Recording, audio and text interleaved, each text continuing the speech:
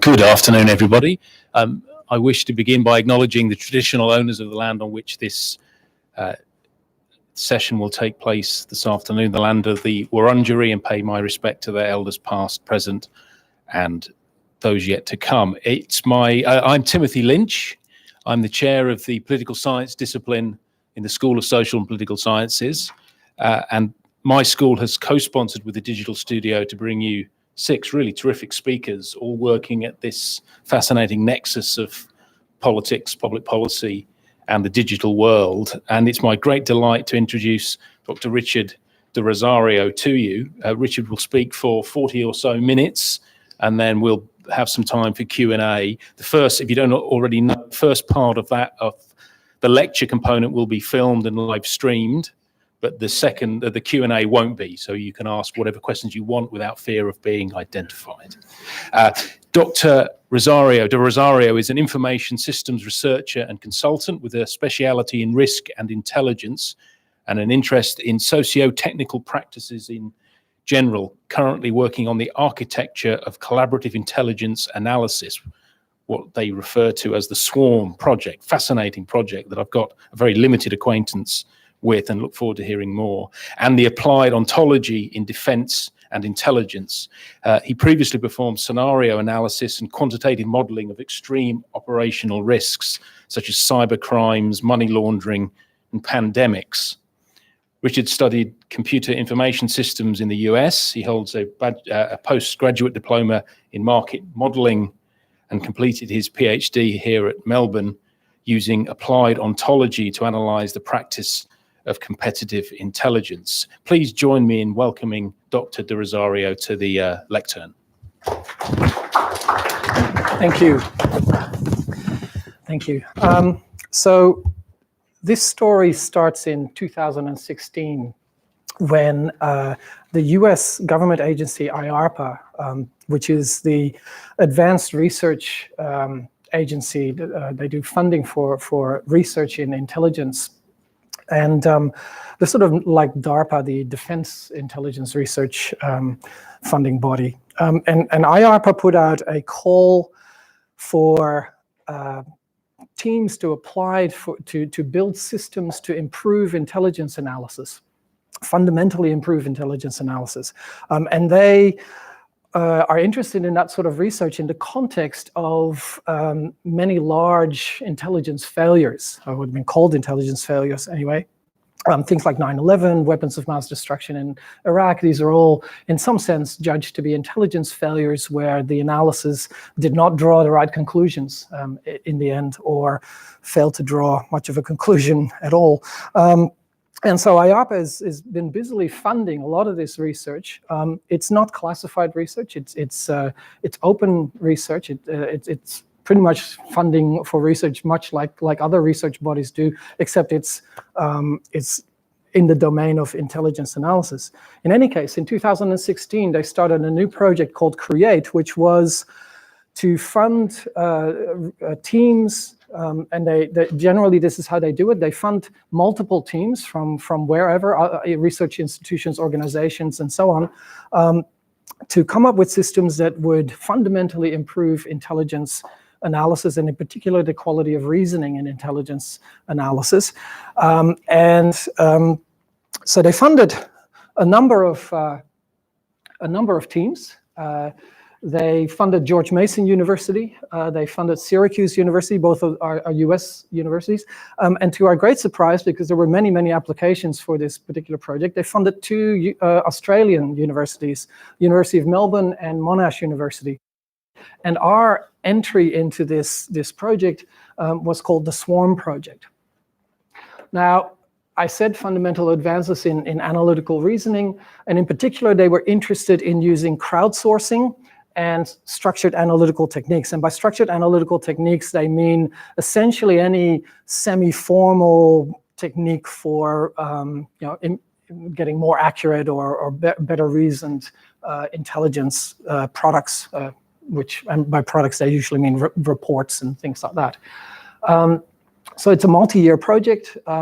At the University of Melbourne, we have multiple faculties involved. Bioscience is where our main home is, but we also have engineering, philosophy of science, psychological science, and we have participants, basically our team members from all of those areas, including small teams at Monash for visualization and a team at UTS in Sydney for analytics. So this was our project. Oh, by the way, we're about 30 people all up. Now, we are in phase 2. And the way that the IARPA progresses to phases is they look at the output at the end of a phase and then decide whether or not they want to continue you into the next phase. We're the only ones left standing. George Mason, Syracuse, and Monash all got not up-selected, as they say. So we are the only ones still running, which is, of course, fairly encouraging.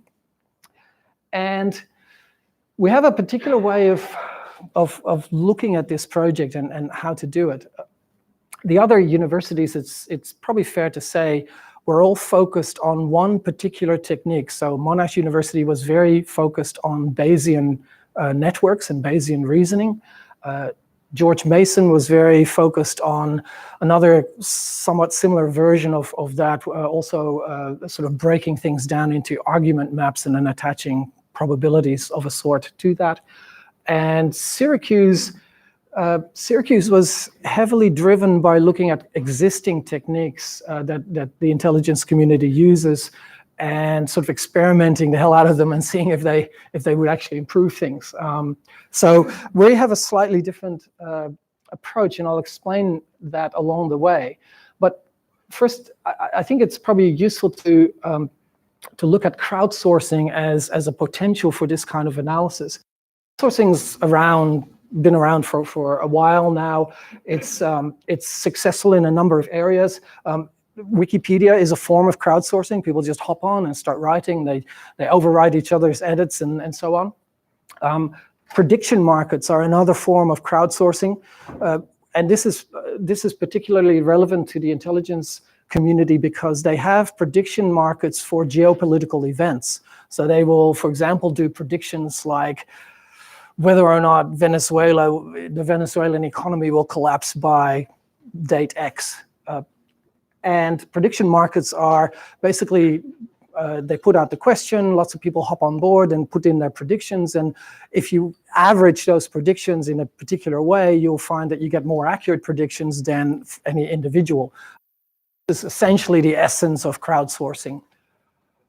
That's kind of easy to do when it's just a number or an event, a yes or no event. It is much harder to do crowdsourcing when you're trying to somehow aggregate reasoning. So if you do a prediction and you say, the reason this will happen is because X, Y, Z, and another person says, well, the reason this will happen is because of A, B, C, and you disagree on the prediction and you disagree on your reasoning, how do you bring all of that together? It's not a simple averaging procedure. So there's another element to crowdsourcing that is a bit of a problem, and that is it's an engagement problem. When you look at Wikipedia, you'll find countless pages that are, well, partially finished, I guess is the best way to describe it, or just in a state of disrepair. And that's because essentially the crowd is under no obligation to do any of that work. It's largely voluntary, and so you have a huge issue in trying to engage people and sustain that engagement to actually get the work done. I'll come back to that in further slides.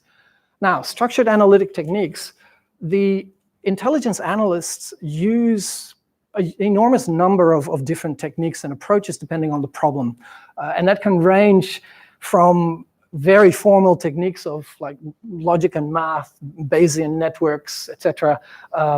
There are sort of semi-formal techniques, argument mapping and analysis of competing hypotheses, all the way to informality or informal techniques. And it's important to realize that those informal techniques are extremely important as well, because they are trying to write analyses that are cogent, that are convincing in some sense, right? So there's a lot of use of just ordinary type of writing. I call it ordinary, but it can be quite quite spectacular sometimes.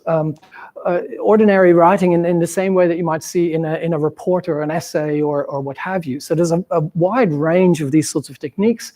And early on, we were sort of saying, look, tried this, doesn't really work. People don't really want to use math and so on in their analyses terribly much. Mostly it's a different kind of writing that goes into analyzing geopolitical events or any other kind of intelligence matter. And so what we're trying to find is sort of the semi-formal sweet spot, as we called it. And we weren't quite sure what that was yet, but that's basically where we were aiming. So we were hoping to draw together crowds and be able to get them to reason in a sort of semi-formal way, leaning more towards the semi than the formal, probably. Essentially where we were aiming our strategy. Now, we built a system, and the initial idea we had was a little bit like Google Docs. You get a document and people can join in and they can write and contribute to that document. And it's a little bit like Lego blocks.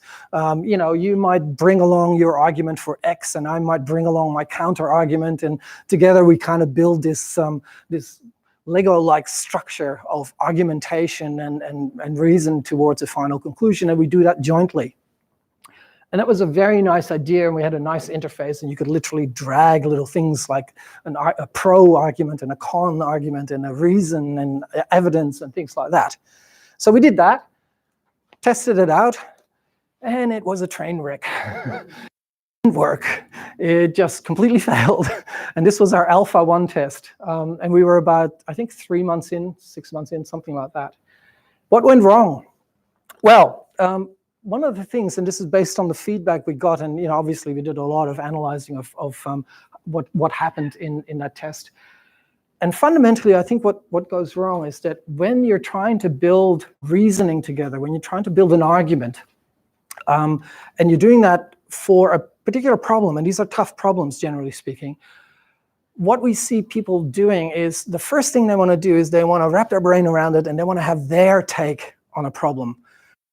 So if you're trying to figure out who poisoned Skripal or something like that, and it's, you know, very complicated and so on, you don't necessarily want to join in someone else's take on that particular problem. You first want to have your own view of it.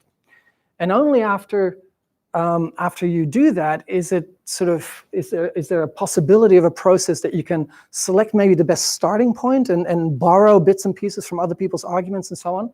And we think what's happening internally, and still, you know, lots of testing needs to be done on this, but we think what's happening is people have their own mental models of how they look at a problem. And it's awfully hard for you to join in on someone else's mental model when you're not even quite sure that's how you're thinking about it, right? So it's awfully hard to fit a piece of reasoning or even evidence into someone else's mental model when you don't really know that that's how you're thinking about it yet. And this is the sort of comments we got back a lot from people that say, you know what, I wanted to contribute, but I just couldn't really see I couldn't see where it would fit, right? This was the big issue. Okay, so about 8 iterations later of building the system and trying to improve on things, we kind of landed on this, where we have a nice little system where there's sort of the problem statement, there's this middle area where people can contribute ideas, and we split it out into draft reports or draft sort of final analyses versus resources, which are just little bits and pieces of ideas that fit into the reasoning. We then have a rating system, which I'm not showing here, but basically people can rate these ideas, and it helps them select what the best starting point is to go on with, to go forward with. And then there's, of course, you can comment on people's ideas, you can contribute to other people's ideas, and then there's this kind of persistent chat on the side. And that is, by the way, one of the most popular additions to the system we ever made. People were so happy to have chat there. And what happens is they're doing lots of communication at the same time on multiple levels. So at the same time, they might be writing a draft report, or they might be contributing a little table of something or a timeline. And at the same time, they might also be chatting with other people about the reasoning and about the problem. So there's sort of meta reasoning going on. And they're also essentially providing a lot of social glue. So what you see is lots of comments of people sort of saying what their background is, or or how something they thought of might be relevant, or even that, look, they'll say, oh, look, I'm sorry, I have to go to bed now, that sort of stuff. So there's a lot of sort of social glue going on in the chat. That platform worked pretty well, actually, and we've been able to achieve some pretty good results with that. Now, if you take it up a level, sorry, yes?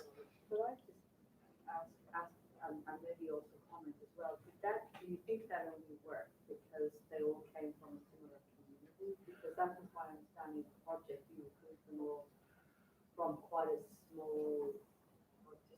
Right, okay. So, yeah, so the question was, did that only work because they came from the similar community? Actually, no, not as far as we know, other than that we did a lot of recruiting online, so through Facebook advertisement and so on. And mostly it was that we needed a certain level of English language capability, so that we certainly selected for that. And as it turns out, we had quite a lot of people from Australia, US, Britain, and quite a few in Europe as well as India. We had quite a contingent from India as well. So I think it was mainly just English language background and an interest in the topic. So we experimented quite a bit with what sort of advertising we should be doing, what should we be asking for, and we settled on that we needed thinkers and people who like puzzles and things like that. And of course, we explained what the background was and what problem we're trying to tackle. But that's basically where the people came from, most of them anyway, although I will go into some more detail about that later as well. Now, take it up a level. So how we've combined sort of crowds and structured analytic techniques is we're not doing the traditional form of crowdsourcing. We have a crowd that we recruit, but then within that crowd we form teams, and teams are typically around sort of the 20 people or so, although the number of active members in that team can be quite a bit smaller. And the technique that we're using is, again, sort of a little bit level up. It's more about how you get a team working together rather than any one technique. So we have a sort of umbrella technique under which lots of other techniques could sit, and we did see that as well in our experiments. So we've got people who respond to problems. They can rate, they can give feedback. You get a sort of network of people interacting with each other, and then ultimately they choose their final response.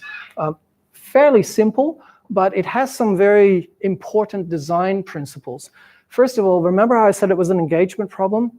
You've got to create a lot of social warmth and got to give people a lot of latitude in order for them to engage with this sort of problem. Remember, this is quite a lot of work. You're doing an intelligence analysis. That's easily 4 hours per week per member, and that's quite a task. This is not sort of simple selection stuff or give an estimate of the number of jelly beans in a jar kind of thing. This is real reasoning. So you got to create quite a bit of social warmth. You got to have that team bonding going on. And that means you've got to give people quite a bit of latitude in how they reason about things. So you can't just force one particular technique on them, like Bayesian networks or something like that, right? So there's a lot of design principles in how we approach this. We call this contending analyses because we're trying to encourage people to provide a lot of individual takes on a problem. To create sort of a diversity of views about a problem, because we find that ultimately improves the final solution that they come up with. And that's supported by quite a bit of literature as well. Okay, so that's basically how we went about things. Now, we obviously wanted to test this, because so far the way we've done the development is a lot of internal testing and a lot of beta testing, where we'd get small groups together and have them run through this process. Okay, so we ran the Swarm 2018 challenge. 24 teams of somewhere between 50 and 40 people, so 600 plus participants we had in total.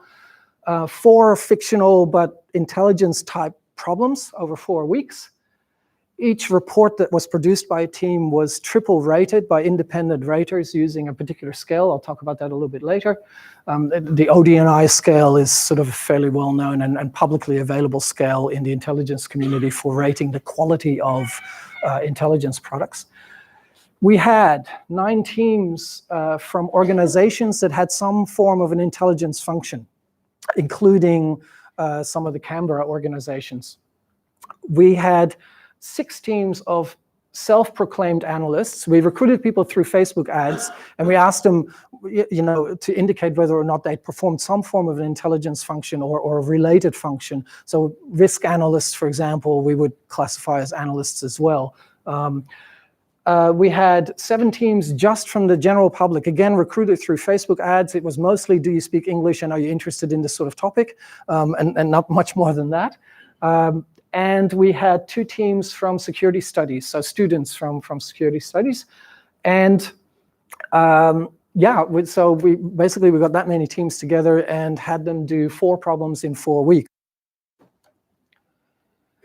The problems were varied. So we had a counterterrorism problem, we had a strategic assessment problem, which was inherently probabilistic underneath. So we dressed all of these things up as just fictional descriptions of a problem situation, but underneath there were various different challenges, particular cognitive challenges. We had an investigative type problem. So there was the scenario was a politician got murdered, and it was sort of like how and why and that sort of thing. And we had drug interdiction, which was more a bit of a strategic, logistical type of problem. They got rated, as I mentioned before, by the ODNI scale, which is a published scale for rating the quality of analytical reasoning, and it talks about things like giving some level of credibility to underlying sources, checking your assumptions, making sure that you analyze alternatives, not just one theory, but see if there's other narratives that might fit the evidence, that sort of thing. Emphasizes clear and logical argumentation. Now, of course, there's a whole book that goes with this, and we had to train the raters to be able to do this consistently and achieve a certain level of inter-rater reliability. For those of you that are into scientific testing of this sort, you know exactly what I'm talking about. It's kind of hard to achieve sometimes. Anyway, so that's what they did, and these were the results. So on the left-hand side, the red dots are basically the level of quality in the final products produced by the teams on Swarm. Oh, sorry, I forgot to mention, we asked all the analysts, so both the professional organizational analysts as well as the self-declared analysts, we asked them to do one of the problems using their quote-unquote normal methods. Now, we know anecdotally that normal methods means basically a single person mostly leads the writing of the analysis. They pass it around for review and input, but it's essentially an individual-led type of exercise. And so we compared what was the rating of the quality of reports produced by normal methods versus the quality of the reports produced on the platform. And there was quite a difference, and that was very nice to see because it kind of validated to a certain extent, of course, what we were on about. And so very promising. We also ran some surveys afterwards to sort of see, well, what did the analysts themselves or the participants think about the platform and the method and so on. And there were quite a few that thought that this was a very nice opportunity for sort of professional development. It was kind of like a new way of doing things, and they like learning about new ways of doing things. And in general, the results were fairly encouraging in terms of positive kind of feedback. We also learned quite a bit about how people reason. So we did quite a bit of network analysis, for example. How do people interact? What's the strength of interactions based on comments and chat with each other and so on? And so, for example, one of the things we learned was this, by the way, is a very strong team, and you can see lots of interaction happening. It's a strong network. It's actually a large network in terms of relative to the team they have. And one of the interesting little bits that you can see is that little square there. That's a sort of a central person. They act as a bit of a glue amongst the network. They facilitate other people talking to each other. They pull together things. They do a lot of work themselves. But one of the interesting things is look at the pattern of communication, which is over time, so over a period of a week, the pattern of the volume of communication in a strong team versus a weak team. Strong team, early communication right from the bat. It's, hey, I'm here, I'm so-and-so, I can do this type of stuff. What do you think about the problem? Chat, chat, chat, chat, that sort of stuff. The weak team, nothing, nothing, nothing, nothing. Oh shit, it's Friday, we better do something. Right? So interesting patterns of communication. Procrastination is alive and well. We also learned other things. Performance definitely improves with team size, but only up to a point.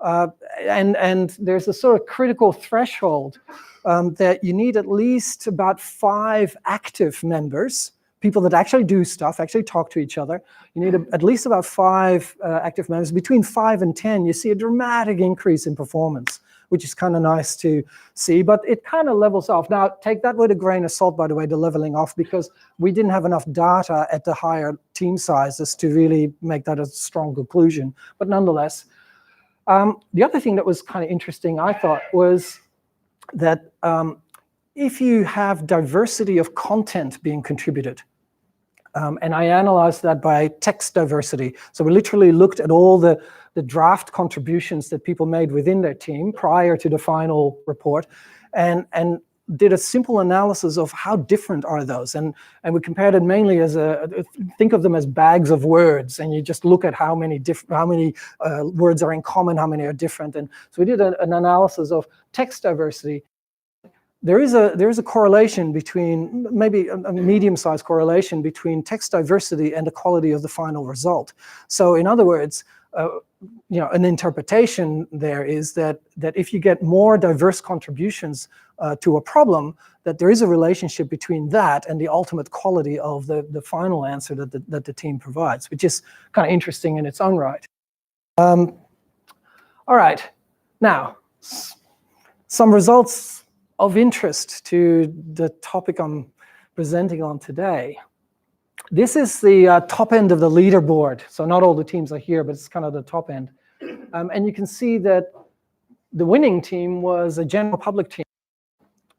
And in fact, when you go down the list, you see a remarkable number of general public teams amongst the top end of the leaderboard.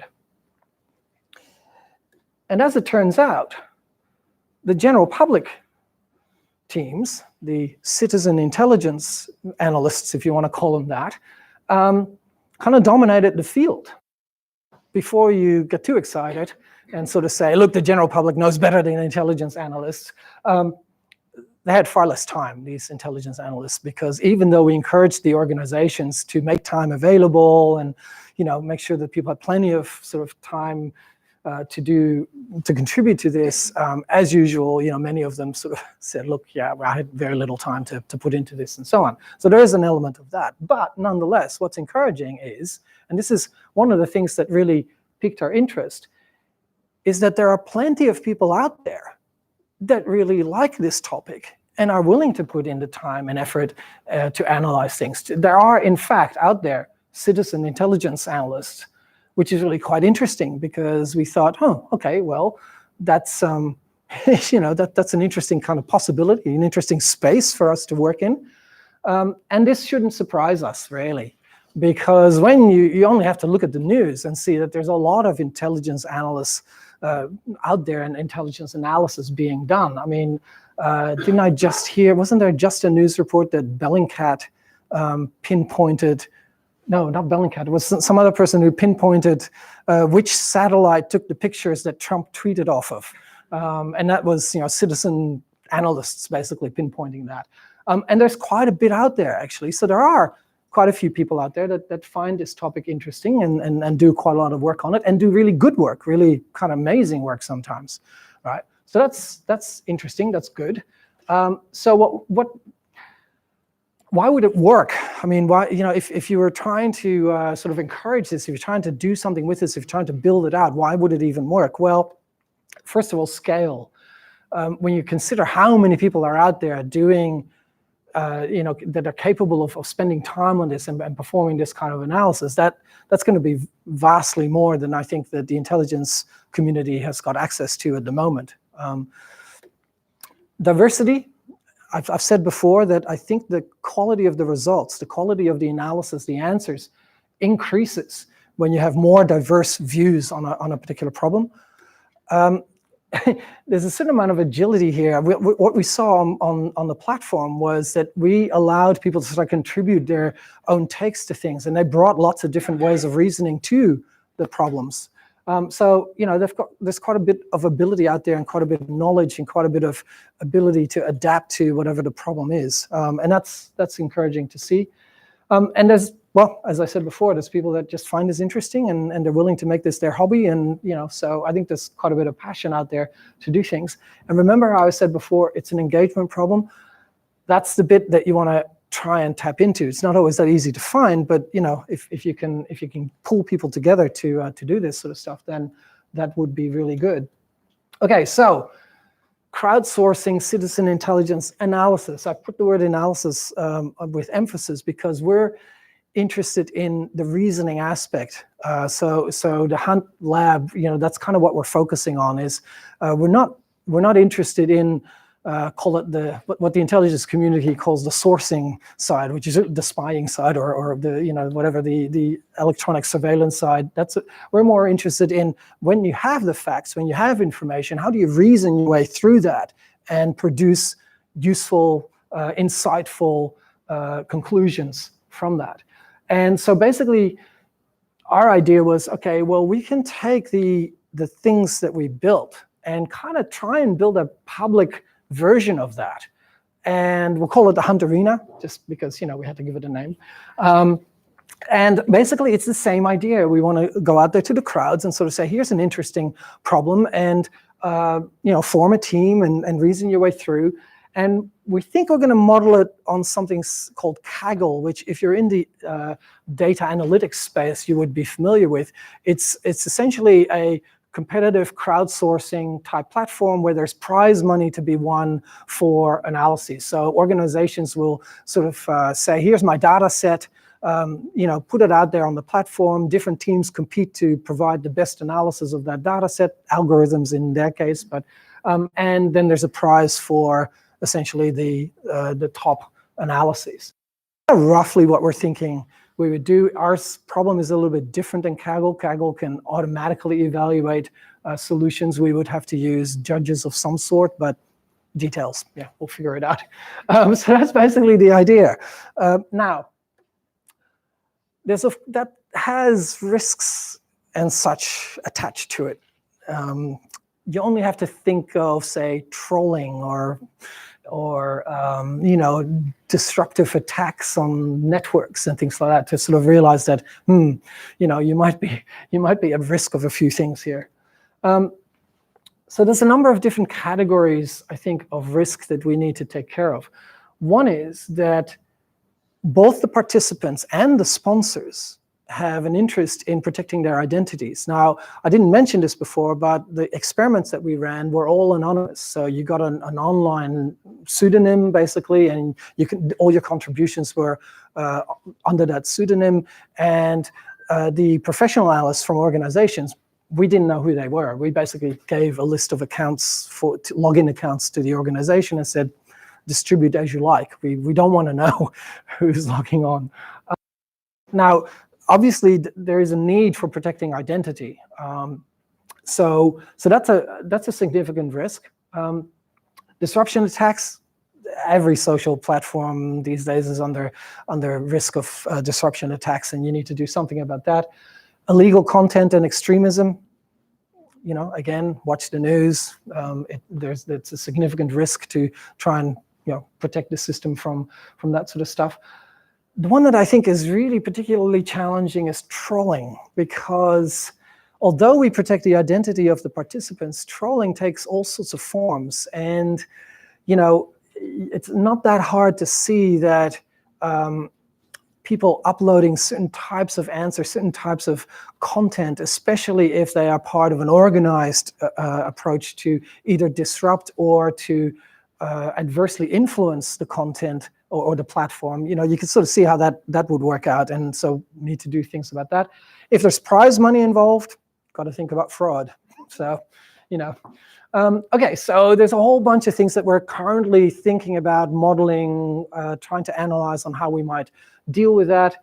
We have kind of distributed identity processes, which means that the platform doesn't necessarily keep track of who is who, but we establish that they are a real person through other means. And you can see examples of that when a platform asks you to log in by clicking your Google button or your Facebook button. Basically what that means is they're leaving it up to Google or Facebook to establish that you're a real person. They don't keep your identity information on their platform. So it's kind of like distributed identity management, which is kind of an interesting way of doing things. We already use pseudonyms because, basically the type of people that participate, if they're from organizations, they probably don't want others to know who they are and so on. So we already have that kind of approach. We're looking at ways of how you combine this in the best balance of ways to to provide people with identity protection. Cloud, there's a number of standard or somewhat typical approaches to disruption risk. We have smaller teams. Now, this is interesting because this overlaps with the trolling risk. We have a large crowd, but we have small teams that work on a particular problem for a set period of time. Now, when you think about how trolling works, after that's over, people leave and potentially, disperse and have different identities again and so on. So the trolling risk is actually a lot less in that situation. And that's an interesting area to explore. Fraud, there are sort of process designs that you can put in place to kind of deal with that, and financial controls that are in practice already in organizations, but we have to deal with that. So that's kind of currently what we're looking at. But I think that there's ways of approaching, ways of dealing, mitigating these risks that are workable. I won't say that we're done yet. We're still kind of looking at things. Now, the intelligence community. What are the pros and cons here? Well, it frees up agency resources. It's a useful, another source of information for them.